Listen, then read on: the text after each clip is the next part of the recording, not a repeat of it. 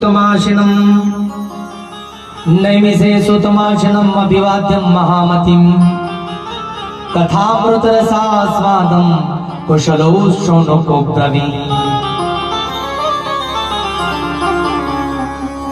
कथामृत रसास्वादो कथामृत रसास्वादो कुशलो शौनको प्रवीर। महाराज वर्णन करतात नैमिषे सुतमाशिनम अभिवाद्यम महामतिम। महामतिम वाला कोण? महामतिम सुतजींना महामतिम म्हटलं। महामतिम याच्याकरता म्हटलं माझ्या दादांनो, ज्याने आपल्या बुद्धीमध्ये, ज्याने आपल्या प्रतिभेमध्ये, ज्याने आपल्या प्रज्ञेमध्ये, ज्याने आपल्या मतीमध्ये केवळ आणि केवळ परमात्म्याला प्रतिष्ठित केलेलं आहे त्याला म्हणतात महामती। काय म्हणतात?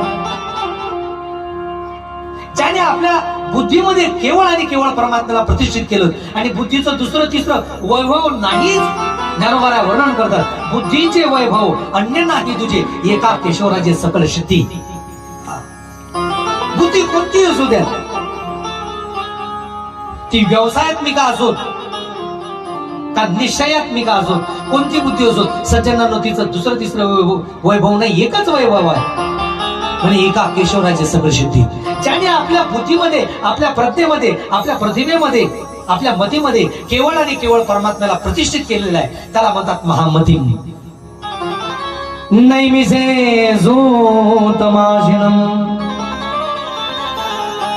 अभिवाद्यम महामतिम कथामृत रसास्वादम कुशलो शौनको ब्रवी।